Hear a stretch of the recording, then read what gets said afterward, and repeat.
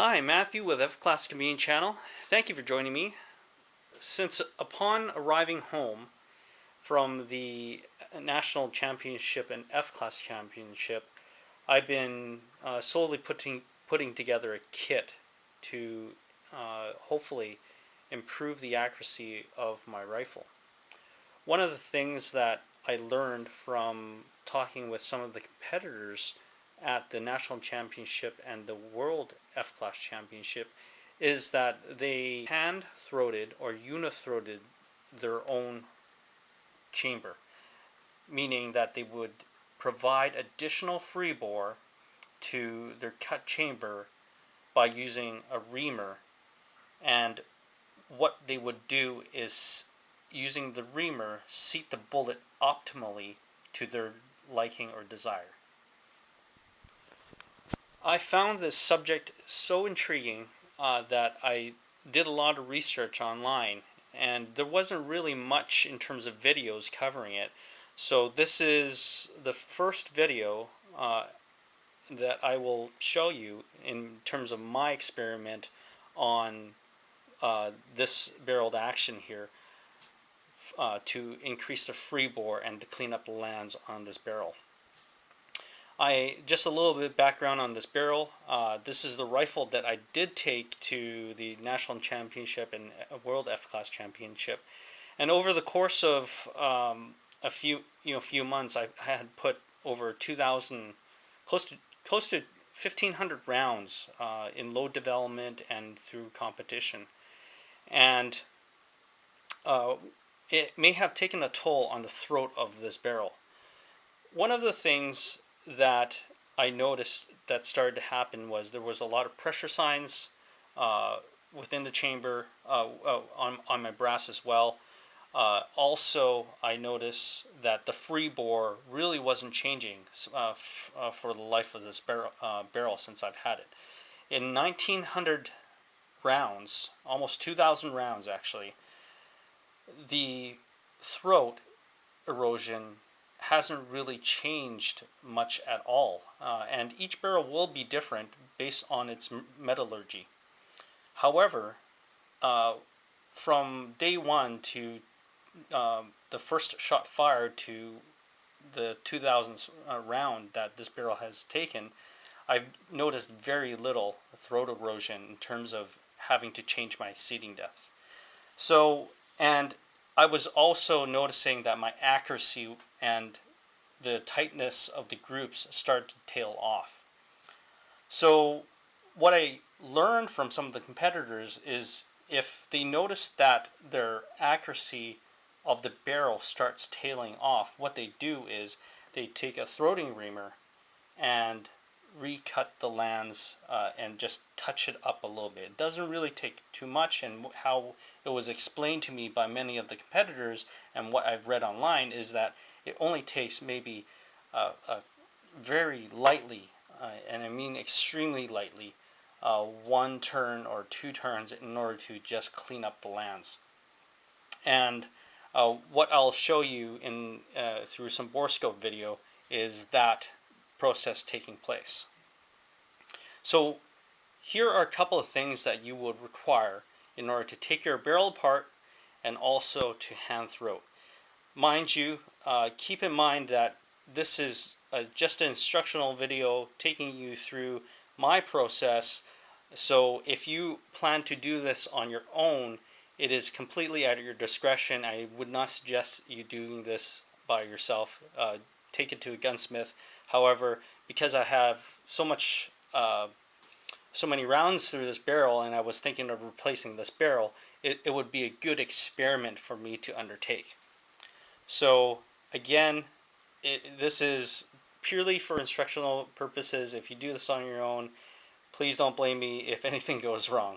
I'm doing this to my very own barrel, but you guys get the idea. So here are a few things that you require. Is action wrench in order to take the barrel action off of the barrel and the action apart. A hand tap, the throating reamer, that is caliber specific. That is the throating reamer that is caliber specific to your barrel.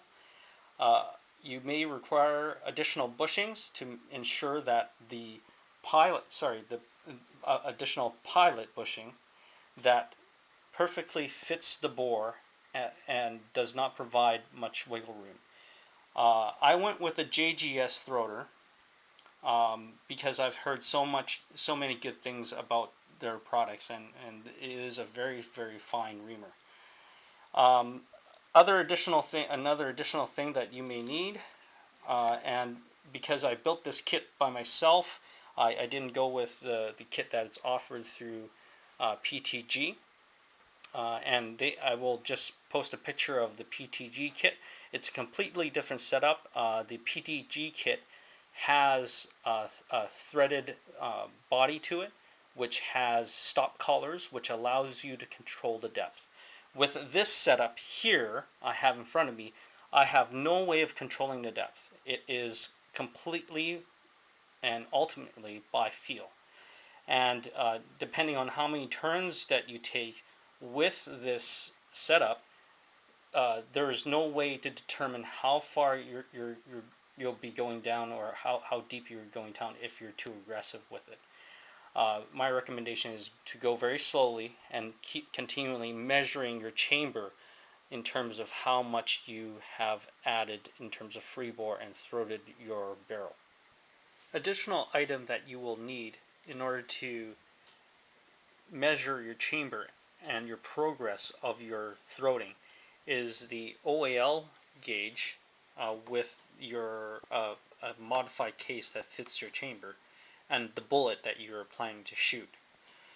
In addition is a caliper with a comparator for your caliber specific bullet.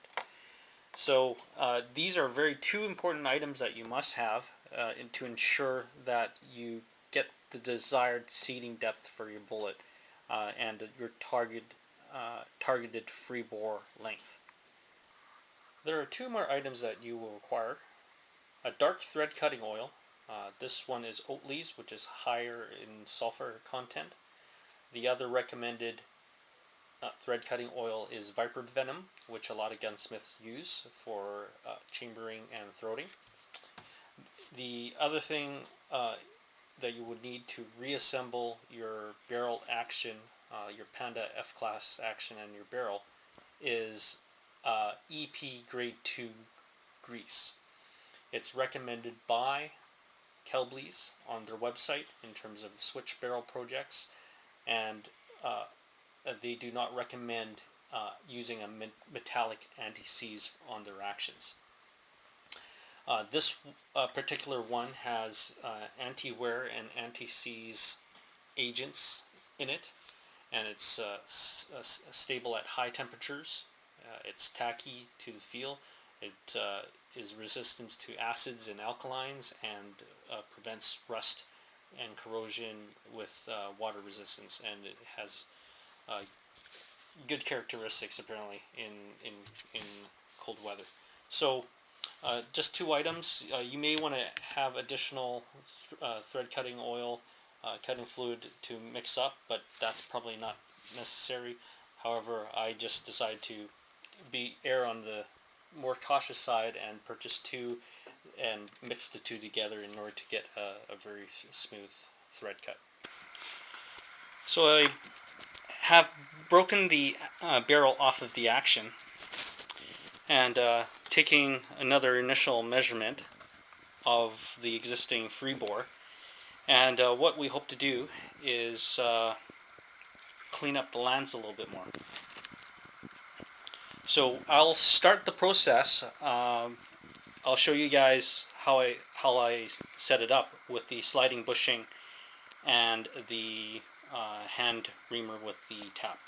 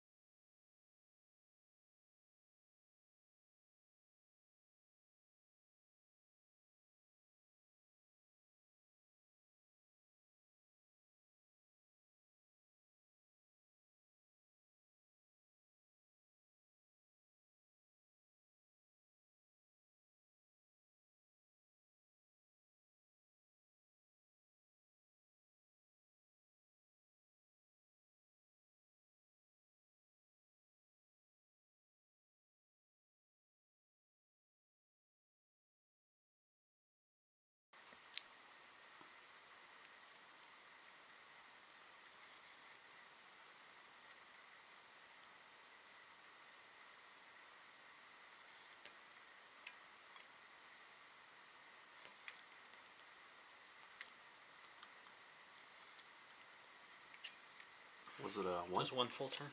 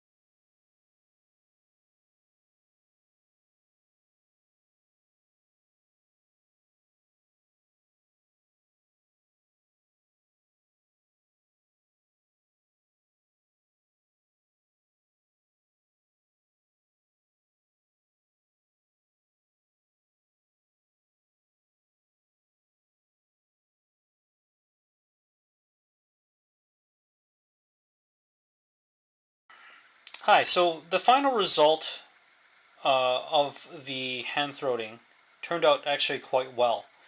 The only thing that didn't work out was the sliding bushing with this JGS reamer. It wasn't designed for this reamer, and it didn't allow the throating reamer to go as deep and into the or even contact the lands. So because of the design, the sliding reamer is a PTG and that's a JGS. It wasn't designed for hand throating.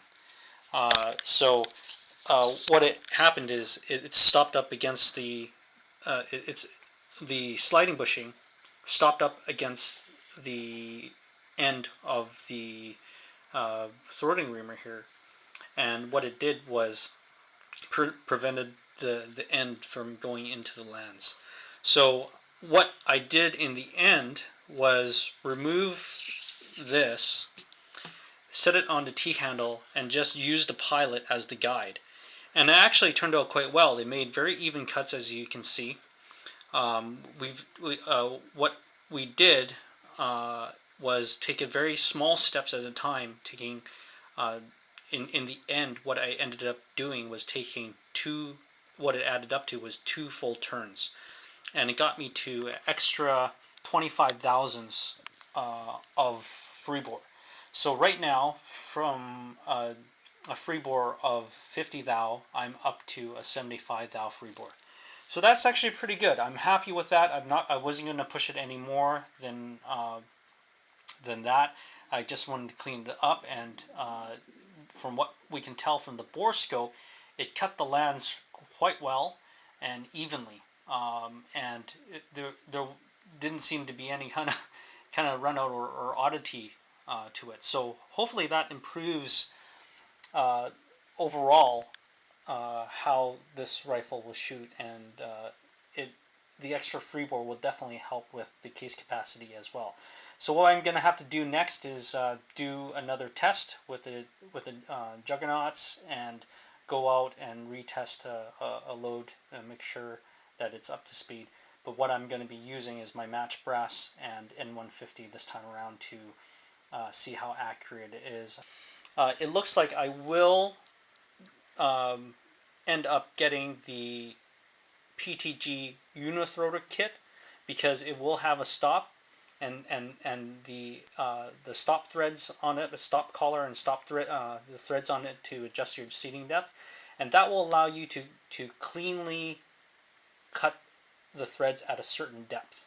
So that's one of the key things is you can spin the reamer, the throating reamer, and it won't cut any more deeper. The way I did it is that it will keep on cutting the throat longer and longer because it's going deeper and deeper into the bore. So I would not suggest you do this, only if you're maybe cleaning it up a little bit, but from the results I got, I'm very, very satisfied with the results I got just from hand reaming without the sliding bushings. now you've seen the results of the throating reamer in terms of my experiment in hand throating this barrel to a longer length. I initially throated it taking those few turns. The progress was 5 thousandths to 10 thousandths, and then I did one full turn, and that put me to 25 thousandths in terms of my measured case length in terms of base to ogive. And so that provided me with this Palma chamber, which has a 50,000 free bore, another 25 thousandths worth of free bore. So in the end, when I finished off, I was at 75 thousandths free bore. Since then, I had taken it apart again and added another 30 thousandths worth of free bore. So it should be, at this point, theoretically, a 105 free bore with this 95 Palma chamber. So I'm happy with that. It is a very noticeable difference in terms of seating depth when I compare the bullet in terms of the way it's when I measured the chamber and compared it using the comparator and a bullet side by side. So and also with the bore scope results, it provided very clear detail in terms of how well the throating reamer was cutting and how evenly it was actually cutting. So I'm actually quite pleased with the results in terms of how the chamber or the throat was cut. However, the ultimate results we'll see is if the accuracy is restored to the barrel, and also if there's I notice accuracy in terms of maybe hopefully improvements to my groups at using the same loads or adjusting a load and retesting a load for the upcoming season. So that's really about it. If you have any questions, feel free to put it into the comment section below. Again, I don't really recommend you doing this unless you have the utmost confidence in yourself. You can take a lot of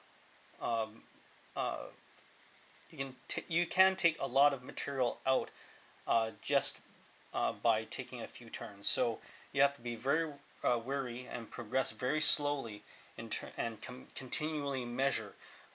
Every time you measure, you need to clean out the bore and then use your bullet and OAL gauge to measure your progress. So there you go. This is Matthew with F-Class Community Channel, and thank you for joining me again. And remember, keep an eye on the flags and tight groups.